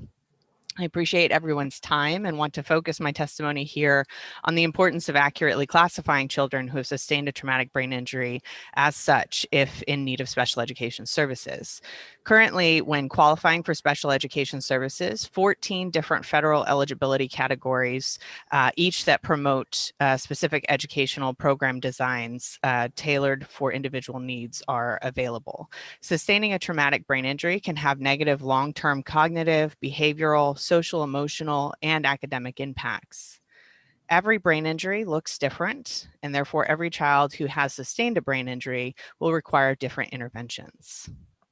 From an educational perspective, the frame of reference for which we design interventions is different for a TBI versus learning disability versus intellectual disability versus emotional disability, just as examples. And I think everyone can appreciate the importance of having the right set of interventions. As an analogy, I often think of a patient showing up at the emergency room with symptoms of pain in their chest and shortness of breath. These are both symptoms that overlap with two very different diagnoses and two very different treatment interventions, a panic attack or a heart attack. Making an accurate diagnosis in this case is crucial to obtaining the most appropriate treatment and optimizing individual outcome. For children who require special education services and who have sustained a traumatic brain injury, it is just as important to be able to understand the individual impacts for that child, design interventions that are most appropriate, and optimize their success in the classroom. And this bill is asking for standardization of gleaning such information in order to best serve the children in our state. Thank you so much for your time. Thank you so much. And we have one more person and then we'll take questions. We have Brian Pugh. Mr. Pugh, you're still muted. Thank you. Sorry. Good afternoon, Chair Kaiser, Vice Chair Washington, members of the committee. My name is Brian Pugh. I'm the Executive Director of the Brain Injury Association of Maryland. The Brain Injury Association of Maryland supports House Bill 1271 and recommends a favorable report for this committee. The Brain Injury Association of Maryland was founded in 1983 by parents of kids with brain injuries who at the time had no one to turn to but themselves. This bill to discover our most vulnerable students with a possible history of brain injury in order to assist them to become their best possible self lies at the core of why our organization was founded. But I'm here to talk to you as the father of the son with special needs. We adopted Trevor at 8 months old. We were his third set of foster parents at the time. He was born with cocaine in his body, which meant that the birth mother had ingested cocaine within 7 days of giving birth. His birth mother also had a history of alcohol and nicotine abuse issues. My wife is a master's prepared neuroscience nurse and I'm an attorney. So being people of faith, we believe that with her medical background and my legal background, we could not only help him survive, but we could help Trevor thrive. Based on his physical, cognitive, and behavioral evaluations, he was diagnosed with fetal alcohol syndrome. We work with therapists, doctors, counselors, and academic staff to ensure that Trevor was able to become the best person he could become despite the challenges his disability created. 2 years ago today, when I was testifying about a similar bill to the one before you today, Trevor had lashed out at bullies that had been picking on him and taking his self-calming toys from him. He had brought a small pocket knife to school to make the bullies stop taunting. When the resource officer arrived on the scene, knowing Trevor and knowing about his disabilities, even though the police were called, Trevor was taken to Shepherd Pratt for mental health evaluation admission rather than to jail. After several weeks in Shepherd Pratt, he was referred to a residential behavioral program, ultimately to RICA, the Regional Institute for Children and Adolescents. His charges were ultimately dropped, and after a year of long residential stay, he now attends RICA's virtual day program and is scheduled to graduate at the end of the school year. Despite the close call with other kids, law enforcement, the behavioral health system, and residential treatment, Trevor is a success story. Because he was diagnosed early and because he had knowledgeable parents, we were able to put things in place that have helped him thrive. Therapists, both behavioral and physical, IEP with goals and benchmarks. We have had administrators who knew about Trevor and who knew Trevor, teachers, social workers, care managers, and resource officers, which was particularly important on that day 2 years ago. He ended up in Shepherd Pratt rather than in handcuffs in jail because there were systems in place to help him. He ended up getting the treatment he needed and having a shot at graduating on time rather than being shot and lying on his high school parking lot. My question to the committee today is how many Trevors are sitting in Maryland classrooms or sitting online in front of a laptop today without benefits of knowing they have a brain injury, without benefits of knowing that they have knowledgeable parents, knowledgeable teachers, knowledgeable administrators. I am in no way deluded that merely knowing my child has a brain injury will ensure or guarantee that he will not end up homeless, incarcerated, addicted to drugs, or abusive, which the statistics tell us he very well likely may. We have been trying his entire life to make sure that's not Mr. Pugh, your time has. We are asking the committee to help us take the first step to find the other Trevor in Maryland's classrooms. Please give House Bill 1271 a favorable review. Thank you. Thank you. And Trevor sure sounds lucky to have had you both adopt him. We have questions. Delegate Guyton. Thank you, Madam Chair. One quick question, and that is how are the 200 plus or minus kids right now being identified? I assume that's just a self-report through the school system because we do know that they have the traumatic brain injury, and how is this going to differ from what we're doing now? My second question is to Delegate Turner, and I like this bill. I want it to pass. So I'm going to start with that. And I don't want to love it to death because that's happening to one of my other bills in a different committee. But there is a testimony from Kat Carter that suggests that maybe you expand this to include other behavioral health issues. Is that something that you're considering as an amendment? And, if so, tell us about that. If not, why? So those are my two questions. Okay. First of all, I have not seen that I have not seen it. Okay, amendment. I will discuss it with the experts on this matter. Martin Carrigan is the one for the brain injury, traumatic brain injury information. He can tell you if it's a good to be added. I will consult with him and maybe I will consider it. As I remind you, Delegate Turner, it's now in the ownership of the committee. So I guess. Oh, okay. Maybe Mr. Carrigan can give his impression of that question. Okay. So, and we were made aware of that yesterday. We feel that this bill really stands on its merits on its own. Brain injury has oftentimes been under-identified and lumped with other things, and there are already vision screenings and other things that are in place. We feel that really we would like this bill to stand on its own as strictly just the brain injury that we're looking at. Okay. Can you address the other question, which is how is this data collection going to differ from the self-report that's already in place? So the idea is actually the primary purpose of this is this is step one. It's to bring that awareness piece, because a lot of times people aren't aware. They don't remember. They don't think about it. Most people don't even really think that a concussion is a brain injury, or they don't think that, oh, that fall that I had 3 years ago where I have had a little bit of difficulty with things. They don't connect the dots. The idea of this questionnaire is just to bring it up. There's 3 different questions, and the idea would be is that as those questions were answered, then the school team would dive deeper into it through talking to the parents, maybe a neuropsych evaluation if that was deemed necessary, in order to identify could this child's difficulties be the result of a brain injury, not something else. Sure. Thank you very much, and thank you, Madam Chair. Thank you. Thank you. Thank you. Any other questions? All right. Thank you. Seeing no other questions, thank you all for signing up today, and stay tuned for further discussions on it. To members, we're done with the hearing on House Bill 1271, and we're up to House Bill 1299. Delegate Walker, welcome back to Ways and Means. Thank you. Thank you, members of the committee. For the record, Delegate Jay Walker, Prince George's County, presenting House Bill 1299. I'm sure you all can tell me what this bill does, but I'm going to go over the points so we know about it and the importance of it. This is basically making financial literacy a high school graduation requirement. What the bill is asking the state to do is to develop curriculum and content for a course in financial literacy. The county boards can implement the program as they see fit, and it will ensure that people enrolled in public schools in the state of Maryland receive a course in financial literacy as a graduation requirement. We all know how we feel, how I feel, particularly about financial literacy, the importance of it, what we need to do. Some of the problems that we're seeing, a 2017 survey showed that 69% of the parents have some reluctance in talking about financial issues with their children. As a parent, I'm a little bit reluctant because I may not be financially literate or may have some embarrassing things that I don't want to discuss with my children. Then the trickle-down effect begins. Studies show that children are not learning financial literacy at home, as well as a minimal number of students are learning it in the actual schools. The United States ranked 11th out of 18 industrialized countries in financial literacy. Additional studies have found low levels of financial literacy among young respondents, particularly those going to college, as well as those that have a college degree. A 2016 survey showed that only 31% of millennials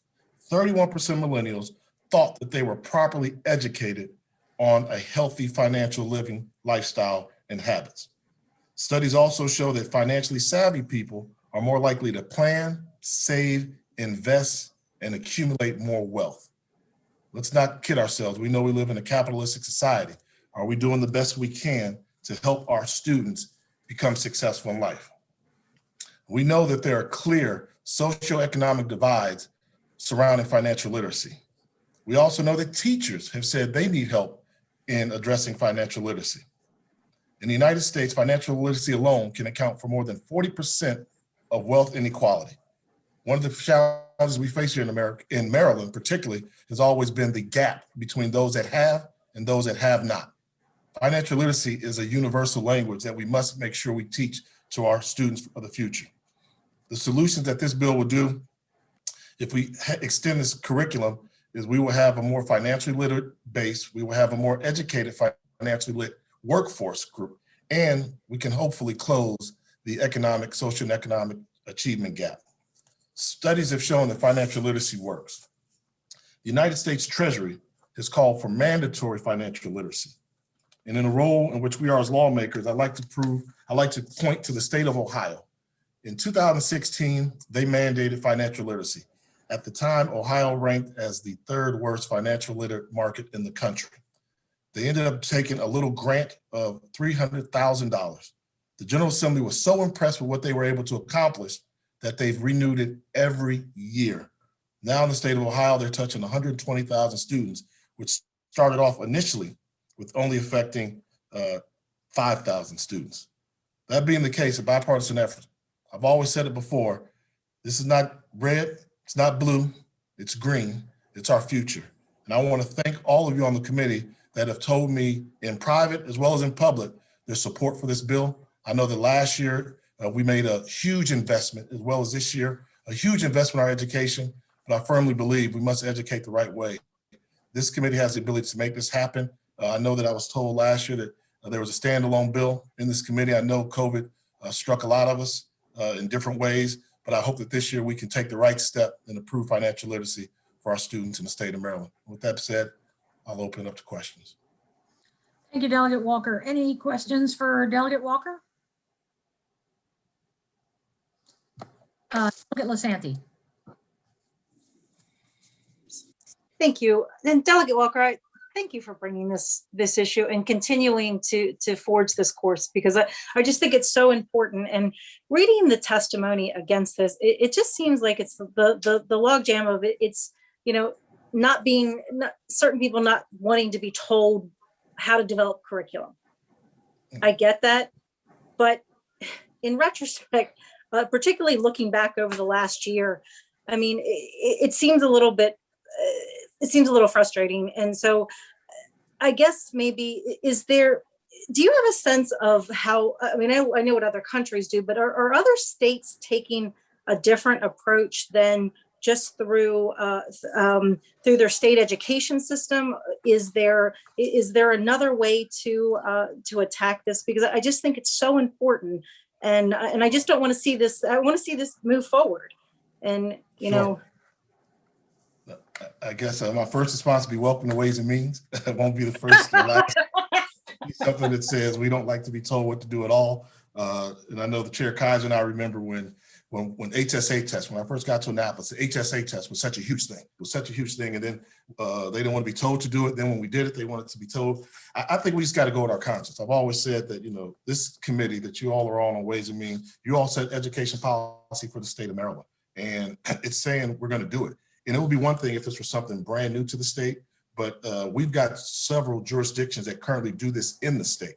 When you look at some of our higher performing school systems, they offer it. Howard County comes off the top of my head. They've been doing it for a while. Prince George's County just moved to start implementing financial literacy as a graduation requirement. Right. Here. So see it, but I just say if it's good for one county, we know that financial literacy has got to be good for others. This is statewide. It should be done the right way. Virginia mandated it in 2000, and I believe 6. They made a graduation requirement. I've got something I can get you. I don't know how well this will show up, but this lists the different states that have financial literacy as a graduation requirement, and currently there are 22 that do it. There's 22. Okay. 22 states, and well, there's a will, there's a way, and I think we need to take the lead and do it. Just like I heard the testimony before. I remember when this committee took the lead, we were the second, I believe the second state in the country to introduce concussion legislation. And right. What a great job that's done in saving people's young health. So I extend the challenge, and I hope that I can count on your support. Thanks. All right, thank you. And Delegate Lasanti, we have 2 more questions. Delegate Guyton. Thank you, Madam Chair. And I appreciate the importance of this issue. So thank you so much for bringing it to us today and last year as well, I believe. And I don't want to be like the person who's throwing shade on legislation today. So I'm going to try to control that after this.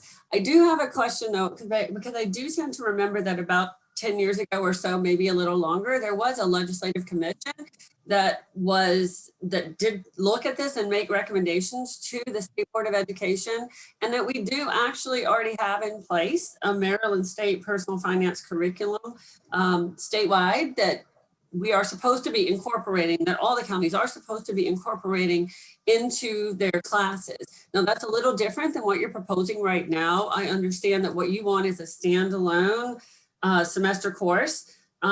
I think the real problem with that, in my experience, is trying to fit all graduation requirements into a student schedule, is that there's really not a lot of time for that and something else has to go. So the only reason that I would be concerned about replacing something else with this, or that I would really support that, is if it's not already being taught throughout the curriculum. My feeling is that it may be. So how is this different from what is taught throughout the curriculum in the Maryland State Personal Finance Curriculum Standards already been adopted? Sure. I've heard this question before, and I know we're not supposed to ask you all questions, so I'll just make a statement. Student has passed history. How do we know they met their language requirements? They passed the courses. How do we know they've passed their English requirements? They passed the course. If you don't pass English, you can't move up a grade. How do we know a kid has passed financial literacy? We don't, because it's interwound. They teach it in social studies. So you could be great in social studies and terrible in finance, but we're going to push through. So it's a measuring stick. It's a tool we use to measure. And it doesn't have to be a semester course. The bill belongs to the committee. If you went with a quarter course, which it can be done, but I wonder about the effectiveness of it. But I would look at what we do. And I think if we don't measure it, then we're not going to know. And right now we've got kids that are graduating without financial literacy. They're telling you that. And I remember the study in which the state recommended intertwining it within the courses, but measuring it. And that's a good answer. Thank you. Yes, it was. Delegate Smith. Thank you, Madam Chair, and also thank you to Delegate Walker for your longstanding leadership on this topic and for, again, bringing this bill before the body. My question for you, just because I know you have more experience, just like, working in the business arena, from friends, just, your relationships. I know that many young people desire to be entrepreneurs, just anecdotally, and particularly in the district I represent in Baltimore City, a lot of young people, that's what they say, I want to own my own business. And do you see maybe a connection between having something like your bill in place and really kind of bridging the gap between a desire like that and really knowing some of the things you need to know to maybe really make that real? Yeah, absolutely. I mean, I think this generation is definitely more entrepreneurial minded. And in doing so, we have to keep in mind, once we educate them, credit card companies are waiting for them and they're savages. And I'm on a committee now where I'm just realizing that your credit score affects your car insurance or your homeowner's insurance. That's crazy, but it's all based on your credit score. And I just learned this. So what are we doing? I think we have to. When I first started this trend, we saw that there were predatory credit card companies on college campuses. And we did a good job in trying to stop that or bring that to a halt. It's more important now than ever before. Cash App, Venmo, knowing your loan to debt ratio, having the ability to purchase a car the right way, to purchase equipment the right way. We owe it to our kids to do it. And I think that this next generation, they're asking for it, and I think we should do it.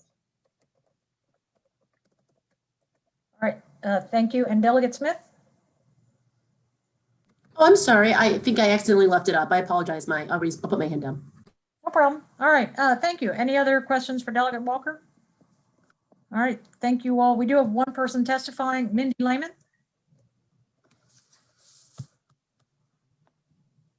Good afternoon, Madam Chair, members of the committee. For the record, my name is Mindy Lehman. I'm the Senior Vice President of Government Relations for the Maryland Bankers Association. And I also want to thank Delegate Walker for his continued leadership on this important issue and his sponsorship of the bill. I know the bill has been in several times in the past and we have consistently supported it. The MBA and our members view financial literacy as really a top priority. The association has this as one of our strategic initiatives. You have a copy of my written testimony, and on it we outline some of the initiatives that our members and the MBA are engaged in. We really believe, and I think that Delegate Walker hit just such an important point, which is that, back in the day, financial literacy used to be something that was taught in the home. And over time, we've seen sort of an erosion of that, and that making it a mandatory graduation requirement will help that every student that comes through the school system is going to get that baseline financial education, which is so important. Those core concepts of good saving and good credit, those are important life skills no matter what age you are, but to help Marylanders get a level set early on will stand them very well in life. So this is something that we continue to support and urge a favorable report by the committee. Thank you. Thank you. Any questions? Ms. Lehman? All right, thank you all. Seeing no other questions, we are done with the hearing on House Bill 1299. We'll move to House Bill 782. Delegate Patterson. Thank you. Good afternoon. Thank you, Madam Chair, Mr. Vice Chair, and members of Ways and Means Committee. For the record, I'm Edith Patterson, and I'm testifying on House Bill 782. This bill is very unique, but one that I feel that is really needed. It is the establishment of Purple Star Schools programs, and this provides for the establishment, administration, and the designation of this special program. The Maryland Department of Education has been designated as the program to administer, the agency to administer this program. Now, what is it? The Purple Star School program is designed to help students who are in schools that respond to the educational, socioeconomical, emotional challenges military-connected students face during their transition to a new school. And we've all seen this.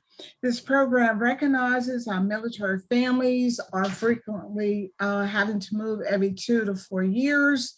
And then when you think about the number of students, there are approximately 1.2 million active duty military connected students enrolled in schools in the United States as well as abroad. A major benefit of this program will help to have continuous high standards and easy transition into communities. Further, students will have help because of these frequent moves to keep them on track for options after high school as their parents move through their military programs and careers. The program specifically will help students with class placement, counseling, and other adaptive programs. Currently, when you think about the Purple Star Schools, they're in 11 states, and these states include Arkansas, well, it's in the letter, Arkansas, Georgia, Indiana, Montana, South Carolina, Ohio, South Dakota, Tennessee, Texas, and Virginia. And so with this bill, we're hoping to add Maryland to this list.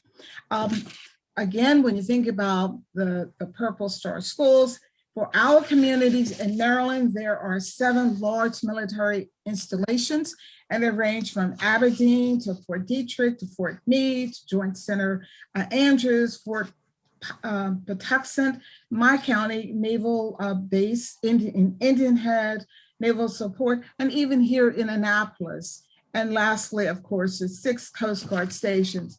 So members, I'm asking that you will give consideration to this wonderful bill, and we hope that you will hear other testimony, and it is enabling legislation for school districts. Thank you. Thank you, Delegate Patterson. Any questions for Delegate Patterson? All right, seeing none, we do have Mr. Christopher Arnold signed up to testify. Welcome. Good afternoon, Madam Chair and honorable members of the Ways and Means Committee. The Department of Defense is grateful for the opportunity to support the policies reflected in House Bill 782, which addresses the need to alleviate the challenges military-connected students face due to constant moves during their K-12 education years. My name is Christopher Arnold. I am the Northeast Region Liaison at the DoD State Liaison Office, operating under the direction of the Undersecretary of Defense for Personnel and Readiness. And it is so exciting to be able to join you after having just dropped off another Zoom with the First Lady and leaders in military child education like yourselves, and Dr. Becky Porter of the Military Child Education Coalition, who submitted a memorandum in support of this bill and was just discussing this very program at the national level with Dr. Biden. With each move, military service members face numerous challenges as they bring their spouses and children to resettle into new communities and attend new schools. Purple Star schools are military-friendly schools that have demonstrated a major commitment to students and families connected to our nation's military. Designated schools have met specific state designated requirements to support the unique situations facing military students and their families. DoD is hopeful Maryland will soon join the 11 states that have established a statewide Purple Star schools policy since 2017. Purple Star is, of course, a bottom-up initiative that has no central governing body. Thus, DoD has identified as a best practice that states utilize their discretion to design and administer a statewide version of the program to ensure efficaciousness through research-driven components, such as those set forth in House Bill 782. By articulating the most critical transition supports for military-connected families and publicly designating schools that meet those requirements, the program signals to military-connected families which schools are the most committed and best equipped to meet their needs. Remember, this is not a mandate for local schools. The process of creating and implementing a statewide Purple Star program has naturally become easier with each new state to embark upon such initiative. Subject matter experts from the Education Department and the Maryland MIC3 retain discretion through rulemaking to further tailor the program to local requirements and needs to ensure equal opportunity to earn the designation for schools with varying levels of resources. Purple Star also creates an opportunity for military-impacted schools to bridge the gap between educators and evaluators of granular K-12 metrics utilized in basing decisions by the military services, such as the Department of the Air Force. In closing, let me say the men and women of our armed forces are grateful to Delegate Patterson for sponsoring this important legislation and to each of you for the tremendous effort that Maryland has historically given in supporting our service members and their families. On behalf of the Department of Defense, we thank you for considering the establishment of a Purple Star Schools program as espoused in House Bill 782 and respectfully pray for your favorable support of this bill. As a Maryland Purple Star school is not only a badge of honor for the school and the district, but a recognition of effort that signals to incoming families that they will be welcomed and well supported. Thank you. Thank you, Mr. Arnold. Any questions for Mr. Arnold? Thank you, sir. Thank you for joining us today. No one else testifying. We're done with the hearing on House Bill 782. We have two more bills from our colleagues with no one else testifying, starting with 1197 from Delegate Boatler.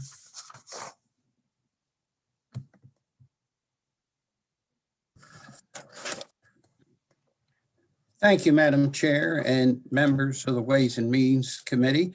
I'm here today to offer House Bill 1197. This bill pertains to the Baltimore County Board of Education and will require the board to employ legal counsel and a chief budget analyst. This is the same legislation that I introduced last year as House Bill 1373, and it did have the support of Baltimore County and 5 members of the Board of Education of Baltimore County. And I'm working on getting that support again this year. Specifically, this legislation provides the board with independent legal counsel, as well as an independent budget analyst reporting directly to the board itself. These resources will allow for a higher level of oversight with dedicated specialized staff to serve as informed and independent legal and financial advisors to the board on its decision-making process. In addition to effectively address any and all conflicts with the superintendent, the board must have an independent, objective legal and financial representation. This bill provides the resources to be able to do so in a manner that ensures the board's continuance to fulfill its obligation to the state and to the public it serves. The purpose of the bill, as I had stated, was to create a permanent position for a legal advisor to advise the board in legal matters. Currently, the board may retain legal counsel to represent itself in disputes with the Baltimore County government, but it does not supplant the need for ongoing counsel to address the myriad of issues that the board manages all year long. A legal advisor would provide that counsel. HB 1197 will also create the position of a chief budget analyst who would approve the budget and ensure spending is in accordance with the budget. One of the reasons that this bill was brought forward last year is due to the fact that the board had an issue with the superintendent over a certain amount of monies that came from a federal program that would help open up more schools to the to giving meals to the kids. And what happened was the superintendent removed that requirement and spent that money on something else. Baltimore County School System has a budget of over $2 billion. That represents approximately 49% of the budget of Baltimore County. And I find it interesting that we elect the county executive. We do not elect a superintendent. But yet the superintendent has control of 49% of the money that Baltimore County operates on. And I don't know of any other place in the state of Maryland where you can have that kind of money and have that kind of control without any oversight. Even the General Assembly has moved in the last several years to try to get oversight over the authority that what the heck is he? That our governor, sorry, that our governor has had over the budget system. And I think this is the same kind of an issue. And I think it's important that there be some kind of oversight here.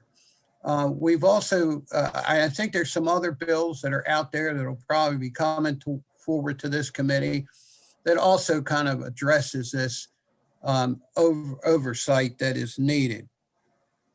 While Baltimore County Public Schools has an auditor, and the Office of Internal Audit can audit school board directed projects, having a chief budget analyst would provide the board with an analysis of the budget before it is submitted and not after the fact.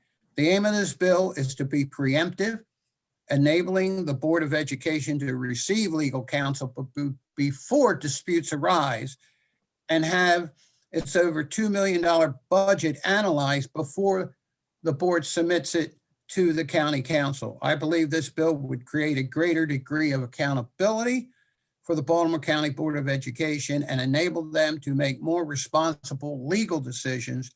And for that reason, I urge this committee to support this legislation.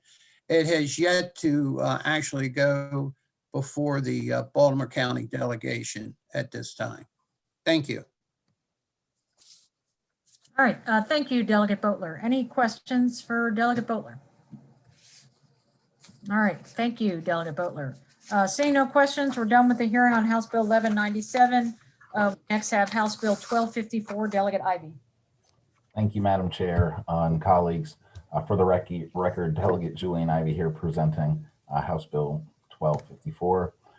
House Bill 1254 was voted out of the House last year as House Bill 1075. Has introduced the language of this piece of legislation reflects amendments that were adopted by the House last year on this committee.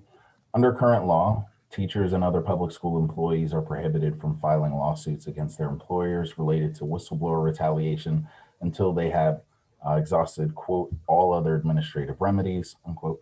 As introduced, this legislation does a few things. First, the bill repeals the prerequisite that a public school employee who's engaging in whistleblowing exhaust any administrative remedies before instituting a civil action.